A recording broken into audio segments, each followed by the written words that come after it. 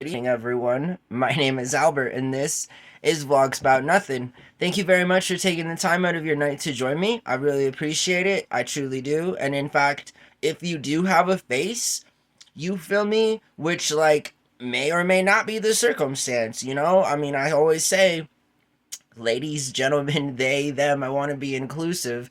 I also don't want to like hiccup, sneeze, burp, or like any other weird bodily function as I'm opening this vlog, you feel me? But like, I guess things happen. So forgive my almost 40-year-old self for sounding like a adolescent sort of person, you feel me? And my beard doesn't grow in evenly, and hair grows on my ears, and there's hair on my hands, and I use a towel. It's just this whole thing. Getting old is very disgusting. So, I mean, don't let anyone fool you. It's, I guess not like not fun, you feel me, but it's also disgusting. So, anyways, I hope that you guys are doing really well. And I open with like the face thing, you know, because there is kind of a big thing going on around the internet, and it's kind of like that thing called AI or generative AI or ChatGPT or Gemini or Siri or Lexi or Lexus or what is her name? Lexi. What, I don't know the woman's name for Amazon, so I'm really sorry about that. Regardless, I hope that you guys are understanding what I'm saying, in that I'm hinting like a lot of content that's generated on the internet is in fact just a bunch of AI programs talking to each other. Now, this is in fact not speculation. We now know that most of the traffic on the World Wide Web is in fact manufactured traffic, and primarily traffic driven on the surface web from server to server, or bot to bot, or you know, just one bot doing absolutely everything, which is what I'd argue Twitter is. I'd argue that Twitter is probably, we're going to find out in the future, just one big AI program that is all inclusive. Like, this app takes care of itself. You know, he fired everybody, and that's for a reason, obviously, right? You could probably handle all that kind of traffic in a certain kind of a way, and in fact, it just ends up being a platform for people like Joe Rogan and all the other right-leaning politician commentators to go towards. You feel me? I mean, I don't know. There should be no reason to want to vote for Donald Trump, even if he is not Kamala Harris. But then, like, Kamala Harris is not to be voted for either. So there you have it. I mean, this should be probably the first election in history where historically the third party candidate has won. You know, it could be the socialist, the libertarian, the Green Party candidate at this point. I really don't care, anybody other than the two. But like, let's get back to faceless videos. And I've been doing a pretty good job. I'm not talking about politics. I'm going to continue to do that because I don't think I have anything on the list that revolves around politics, but I'm not quite sure. So we'll leave that open. You know, faceless videos from AI, and link in the description below. It's not just, again, and this was very prevalent in like the mid 2010s, right, where you had places like Ashley Madison and Tinder, and all of the websites that you went on to date, or now apps. You feel me? Plenty of Fish, all these places.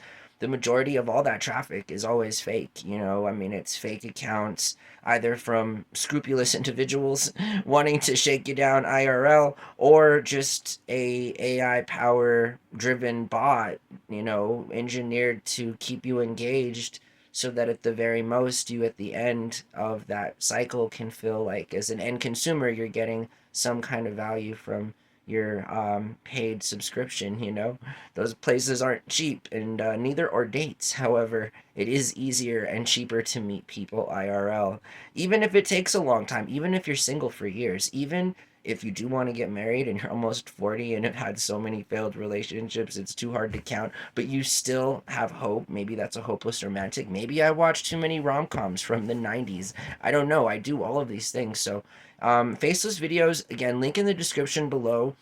This really big creator on YouTube with like close to 6 million subs, me included.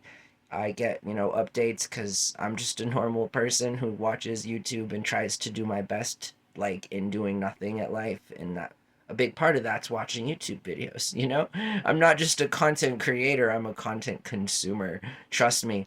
And regardless, link in the description below. But it's a pretty good video, and he talks about the rise of faceless videos.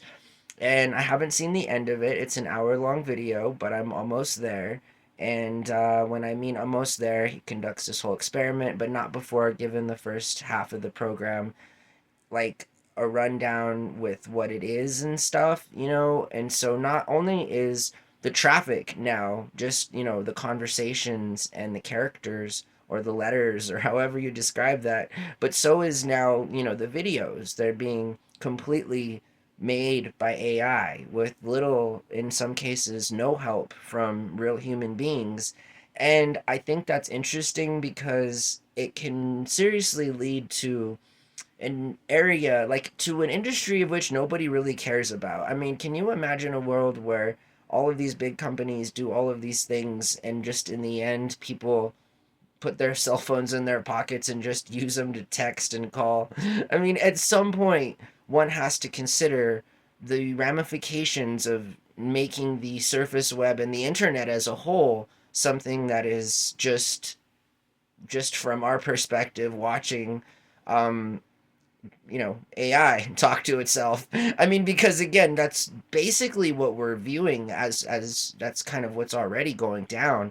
I mean, unless you're on Facebook or actively engaged in comment sections on various social media platforms, as a consumer, what you're fed is really not there's not a lot of difference and stuff unless you go out of your way to look for different kinds of neutral news sources and so forth. But then a lot of America just is still main broadcast kind of filling in that it's just more like entertainment, you know? And I just feel like faceless videos are a big part of what could destroy people's lack of interest in the entire internet itself. And it's not just me. It's the fact that people under the age of 30 and moreover alphas under the age of 20 already don't trust mainstream media, so they don't trust the television set, that big box where there were moving pictures coming out of it. They don't trust that because, well, obviously, their parents are, and sometimes, most in fact, I'd say when we elect Donald Trump, very scrupulous individuals who are interested in, you know, like not allowing for progress to happen and so forth as it concerns the rise of different kinds of, you know, media and stuff. And so I'm just saying that people under the age of 20 don't trust TV. And moreover, they don't trust the internet. So, what's going to happen when all of the end consumers are just literally on their phones to play video games from, you know, I mean, it's not hard. It's really easy to get trust and to obtain trust from like Steam and some other platforms. I mean, even Twitch. You feel me? There's lots of game sharing communities that are still, I would argue, where all of the traffic really is, where it is human beings interacting with other human beings, and on a very low level, just AI operating kind of in the background for open world platform games and RPGs and stuff. I mean, that's kind of a great hybridization. And I think that's why there's always a history and there's always a future, rather, for video games and stuff because VR world is awesome. Playing games is awesome. You know, I think that's something that's super relatable.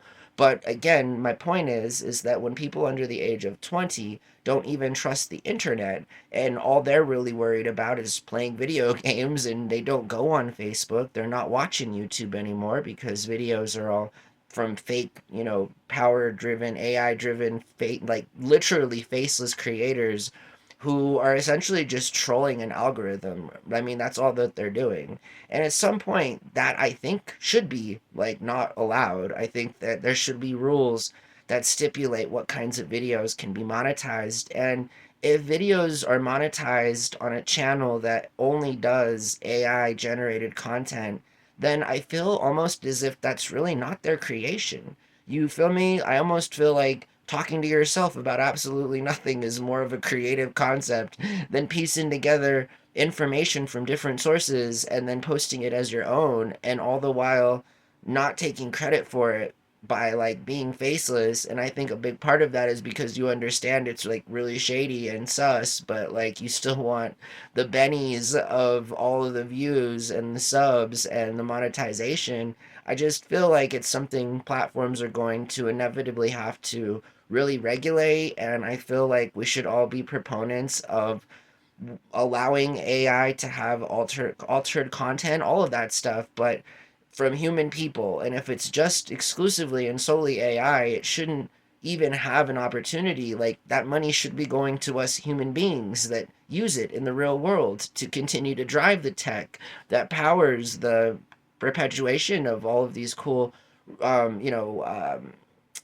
chat GPT kind of things. You feel me? I mean, somebody's got to pay for them, right? So I'm just saying that faceless videos are a terrible idea. I encourage everybody to check out the link in the description below. I hope that you guys have a really good night. Thank you for again letting me be a part of your life. I'm trying not to stutter, but also I was trying to end the video before 11 minutes and I'm going to be like 8 seconds off. So you guys take care of yourselves now, all right? Bye.